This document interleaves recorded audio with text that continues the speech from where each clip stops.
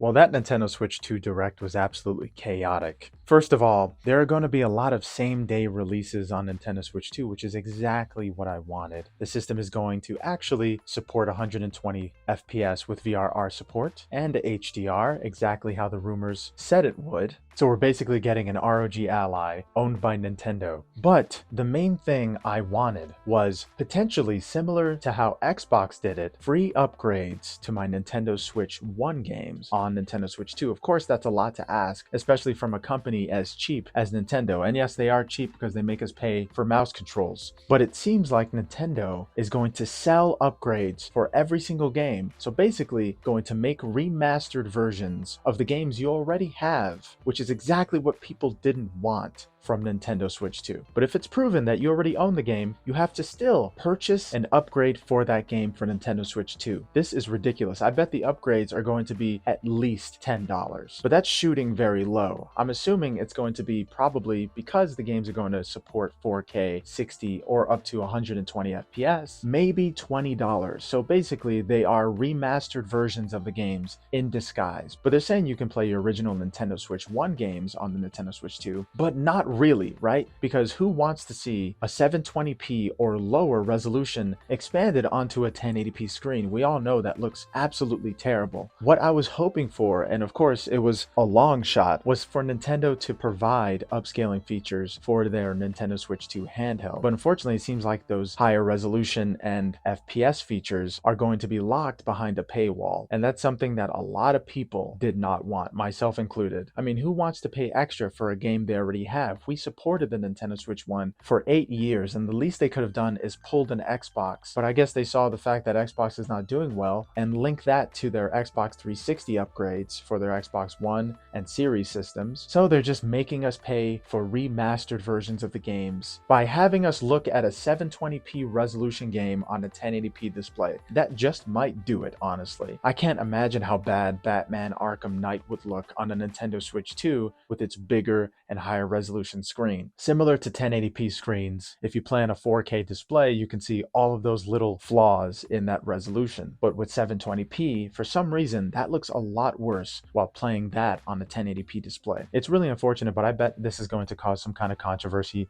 that's going to enable Nintendo to consider upscaling methods and softwares opposed to their general Nintendo Switch 2 edition upgrades. I feel like the Nintendo Switch 2 editions are specifically going to have functionality for the Nintendo Switch 2, obviously, but it's not going to be a simple performance boost upgrade. It's possible that maybe in a later date, there's just going to be a performance update for these older Nintendo Switch games, but there are like 10,000 Nintendo Switch 1 games. So that's going to be a process that's going to take a lot of time and a lot of money, because out of any console that has released, Nintendo Switch 1 probably has the most games. So I understand that it's not going to be cheap, but making us pay at least $10 for every single game that we have. Some people have like 1,000 games for the Nintendo Switch 1. They're going to pay an upgrade fee for every single game, and that's going to take another, what, 8 years? But besides the upgrade disappointment, Nintendo announced a lot of amazing things in this Direct, such as Yakuza Director's Cut. That's an official apology from the director saying that he would never port his Yakuza games to a Nintendo system because it's for kids. That new Donkey Kong game pretty much looks like Donkey Kong in the Minecraft world. Absolutely amazing because it reminds me of Wreck-It Ralph. And of course, the C button. Now, this is going to be the most expensive button that Nintendo has ever made because you're going to have to rebuy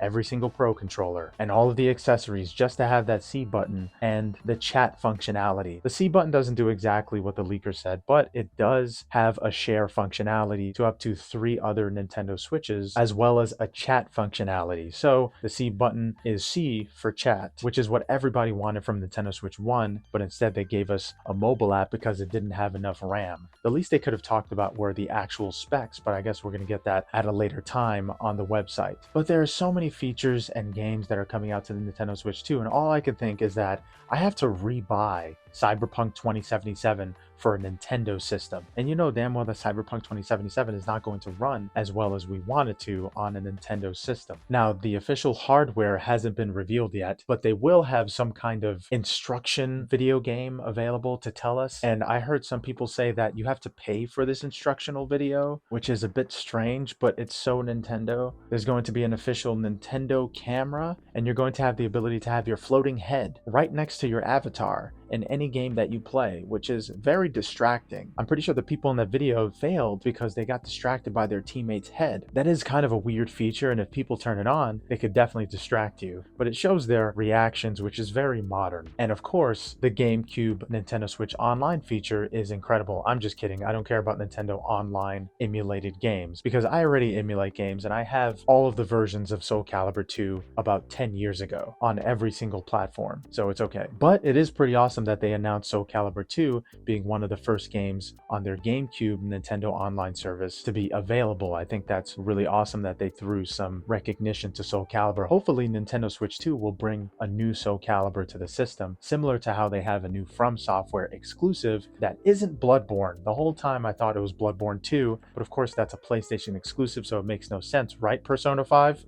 So naturally, everybody thought that it was Bloodborne 2, but it's something called the Dusk Bloods, which is basically a knockoff version of Bloodborne, but exclusive to the Nintendo Switch, and it seems like that's kind of throwing some shade at PlayStation. I would say that Nintendo and PlayStation are neck and neck right now, and they're the only two contenders because Xbox seems to be leaving the console space soon. But yes, this Nintendo Direct was absolutely amazing. I think the beginning was the best part with Mario Kart World. I can't wait to play an open world Burnout Paradise Need for Speed Heat-esque Mario Kart game. I think that's a brilliant idea, and I can't wait to play that with friends and family. That alone is going to be something I'm going to purchase, but I wasn't going to predict anything with Nintendo Switch 2, but it seems like all of my personal predictions were correct. The internal storage is 256 gigabytes and the price is $450. A lot of people were thinking $350. That's stupid. $450 makes the most sense for the system given inflation, but they don't want it to be too much. Naturally, I believe that Nintendo wanted the price to be $500.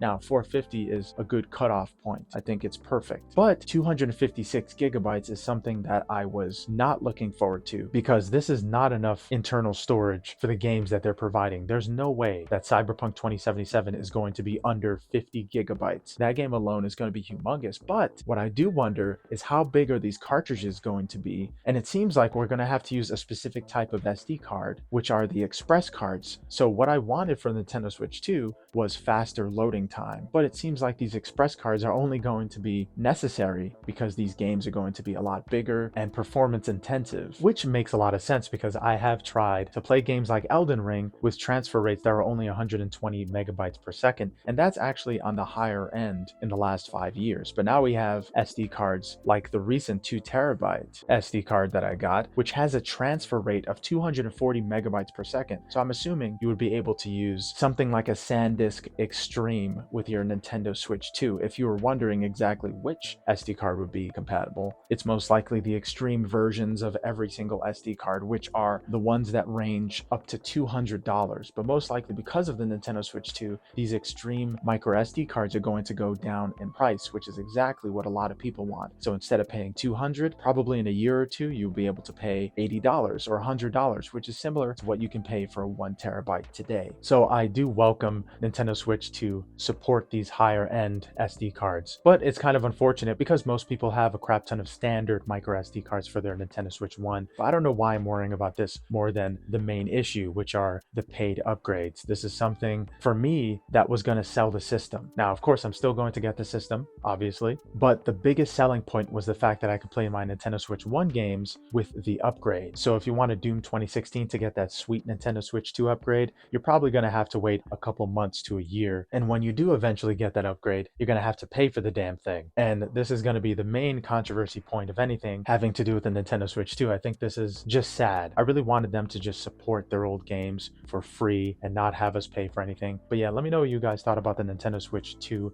Direct. I thought it was a 7 out of 10. There were a lot of amazing announcements during this Direct, but there were also a lot of disappointments in terms of features that I wanted to see make an appearance. They did make an appearance, but a lot of the times, things like the mouse mode, exclusives and upgrades were kind of a disappointment. I know that saying an exclusive from a From Software game on the Nintendo Switch 2 is a letdown is kind of crazy, but honestly, I'm not a gigantic Dark Souls fan. I kind of don't like smashing my controllers. I love controllers. I like to treat them very well, so I don't like to play too many Dark Souls and From Software games. And I don't want to break my new Nintendo Switch 2. Don't make me do that, Nintendo. But there seem to be so many people watching this stream that they just broke the stream and the chat eventually. So it was kind of a letdown in terms of what I was expecting, but I think the Nintendo Switch 2 has an amazing future ahead of it. I really did want to see Grand Theft Auto 5 make an appearance, because if Grand Theft Auto 5 is on a console or something like a Steam Deck, then you know that that console is legit